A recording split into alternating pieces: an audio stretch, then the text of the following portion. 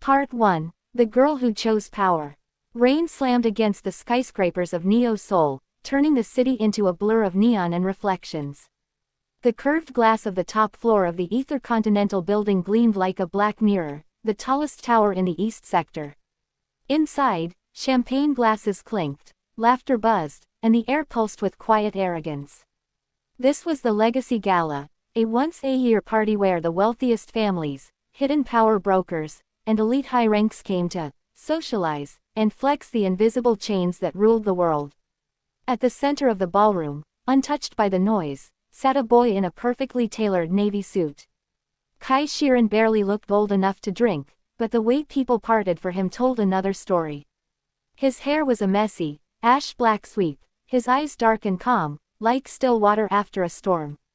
A simple silver ring on his right hand was the only thing that didn't look like a billion-dollar accessory. Around his wrist, a thin, black gold energy band flickered once, barely visible, then vanished. The attendants didn't approach him. Not unless he called them. Kai, a soft voice came from behind. You're going to scare the investors again if you keep staring like that. He turned his head slowly. Lyra Naresh, the heiress of the Naresh conglomerate, stood there, a half-filled glass of wine in hand, her midnight blue dress sweeping the floor like a shadow. She smiled, but there was a flicker of unease in her eyes. Have I scared you yet? He asked, voice low, almost bored. She laughed, but it was tight. They're talking, you know. Who is that silent boy with the Shiren surname? Is he really the one from the lowest tier branch? Oh, and what do you say? Kai asked, swirling the untouched drink on the table. Lyra's smile slipped. I say you're the one who walked out of the Undercity and into the top 10 family overnight. No one really knows how.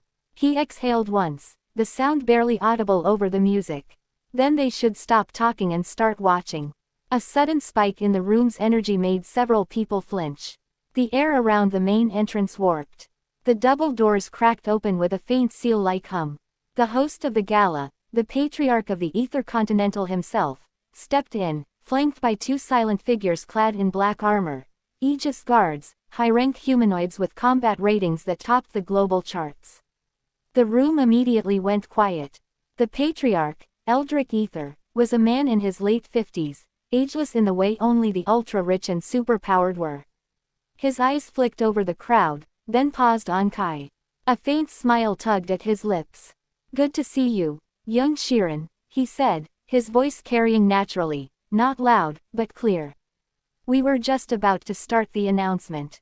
Thought you might like to watch from the front. A few people in the crowd stiffened.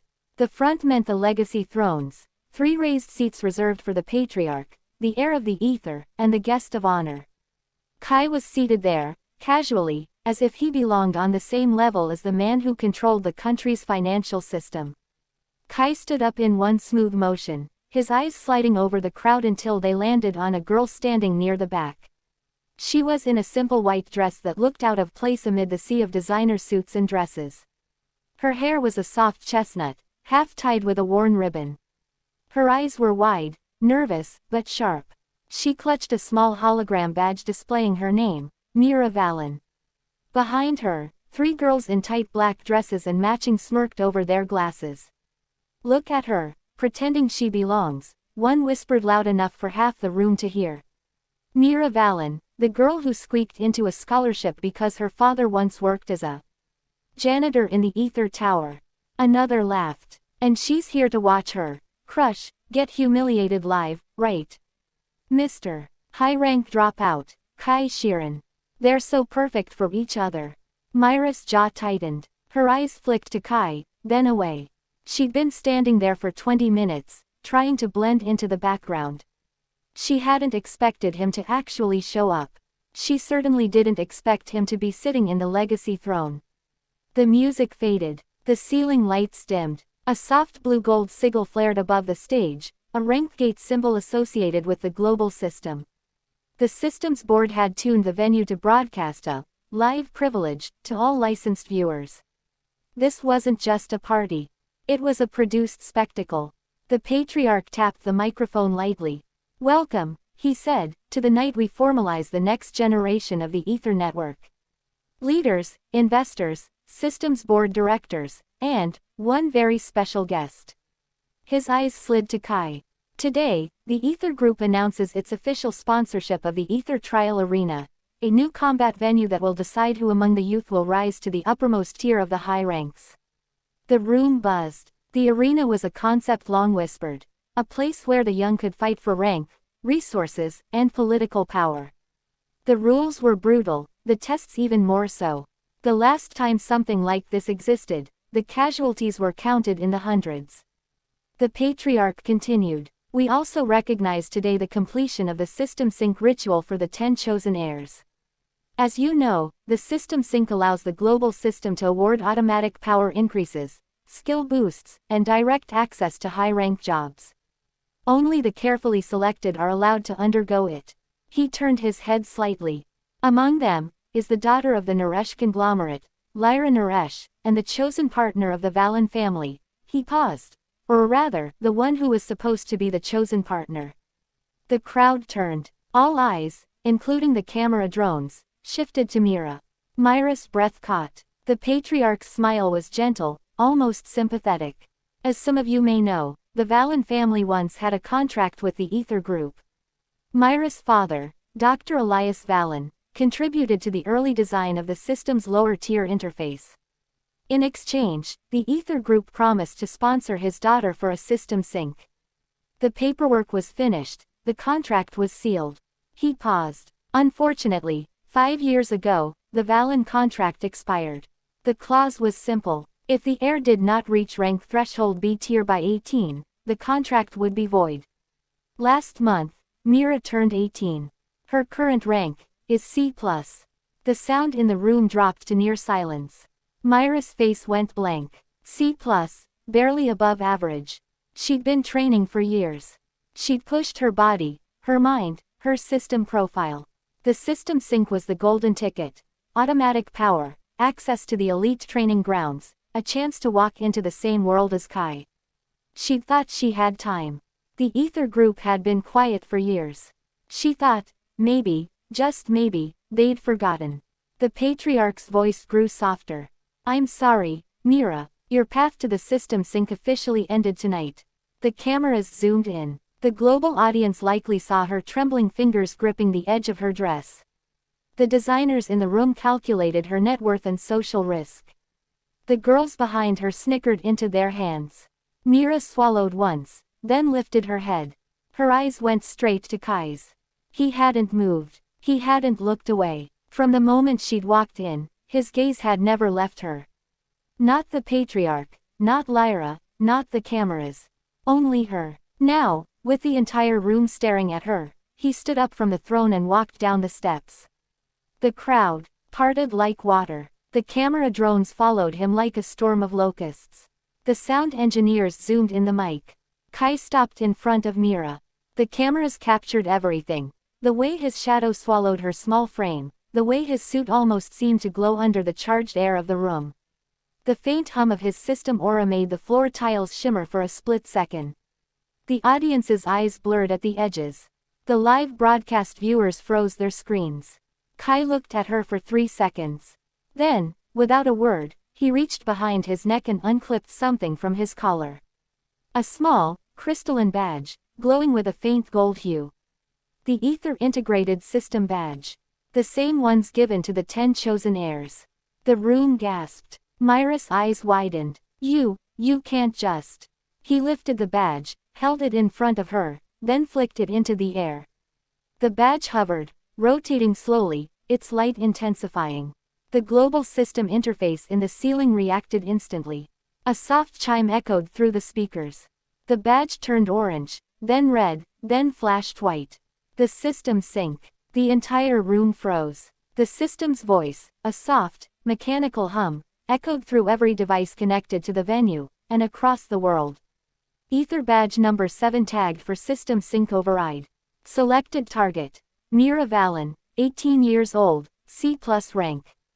Overriding status. New designation. Aether official designee. Initiating sync. Rank will be boosted by the Aether Group's standard protocol. New rank. Category, A-tier initial, subject to adjustment after probation. Mira staggered back. Wait, I didn't. The system's glow enveloped her. Her body froze. Her clothes rippled. Her hair bristled, lifted by an invisible wind. The ground beneath her feet trembled. The camera drones zoomed in, their lenses almost blurring as energy flared around her. The patriarch's eyes narrowed. Kai didn't look at him. He kept his eyes on Mira. The light exploded. For a moment, the whole room was white. The rank gate above flared red. The sound of a distant chime echoed like a hammer striking metal. The system's interface above the stage flickered, updated instantly. Mira Valen upgraded to A-tier. Designation: Aether Experimental Heir. Privileges unlocked. Access to high-tier training grounds, skill libraries, and Aether combat trials granted. The light faded. Mira collapsed to her knees. Her body trembled. Her eyes glowed faintly, then dimmed. The system's energy faded, leaving her gasping, her dress soaked in sweat. The camera drones circled her, capturing every tremor, every tear on her cheeks. The crowd stood in stunned silence. Kai knelt down next to her, ignoring the cameras. His voice was the only thing that cut through the noise. Breathe, he said quietly. The rush will pass. Mira looked up at him, her eyes wide with confusion and pain. Why did you do that? That badge was for you. It was your entry into the Aether Sync. I've seen the briefs, the Aether group only has 10 badges. If you give up one. He turned his head slightly, his gaze flicking to the patriarch at the stage. Then he looked back at Mira. Because 5 years ago, he said, his voice low, you were the one who reached into the Undercity and pulled me out of the trash. You didn't know who I was. You didn't know what I would become. You just saw a bleeding boy in an alley and used your last healing kit on me. Myra's eyes went blank. Memories surged. A rainy night. A dark alley. A boy with no identification. No system tag. No family. She'd been 17, already struggling with the weight of her own failure. The system had marked her as average. The Aether group had gone cold. She'd had nothing but a small medical kit and a stubborn refusal to watch someone die. She'd never seen him again. Until today. The cameras didn't catch this part. The audience only saw the summary flashes later. The girl on her knees, the boy kneeling beside her, the system's glow around them.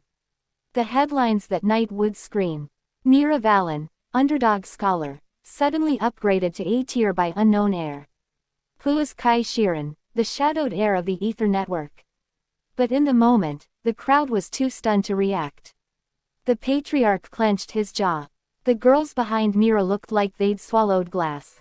Lyra, back at the throne, tightened her grip on the armrest, her eyes shifting between Kai and the girl he'd chosen over the system-blessed elite. The system's voice hummed again. The Aether trial arena will open in 1 month. All new A-tier and selected B-tier candidates are invited to participate. The winner will receive permanent Aether system sync, direct access to the high-ranked council, and a personal title from the Aether Patriarch. The light flickered. The music in the speakers resumed, but the mood was shattered. The live broadcast audience smelled blood. The ranking servers exploded with predictions. The wealthy families recalculated their alliances. Kai stood up, then offered his hand to Mira. She stared at it, then at the patriarch, then at the crowd. The cameras watched her every second. The girls behind her looked like their world had split open. The world knew her name now. The system knew her name now. She hesitated for only a heartbeat. Then she took his hand. The moment her fingers touched his, the faint glow in his eyes brightened. The invisible pressure in the room sharpened. The camera drones jolted uncontrollably. The viewers saw what the system logs recorded later, but few understood. Event: targeted intervention by hidden identity. Subject: Kai Shiren. Status: previously marked as dormant high-rank anomaly. Back in the ballroom, the lights flickered once more. And in the shadows beyond the cameras, 3 figures watched the feed from a private server, their faces hidden. One of them whispered, voice raw with disbelief. That's the boy from the Undercity test group. The one they covered up. The one they called the Dragon's Root. The leader of the hidden group leaned forward, eyes lit by the screen. He's alive. And he's chosen her. The screen updated with the latest data. Kai Shiran, 19 years old. Rank: unknown, hidden. Affiliation: Aether integrated proxy. Title: unlocked in system log, not visible in public interface. Dragon's Root: overseer candidate. The room in Neo's soul burned with tension, neon, and the quiet hum of systems, cameras, and power. And at the eye of the storm, a girl who had once been called useless stood on her shaking legs, hand in hand with a boy who should not exist. The game was over. The revenge, the romance, the power games, the hidden identity, it was just beginning.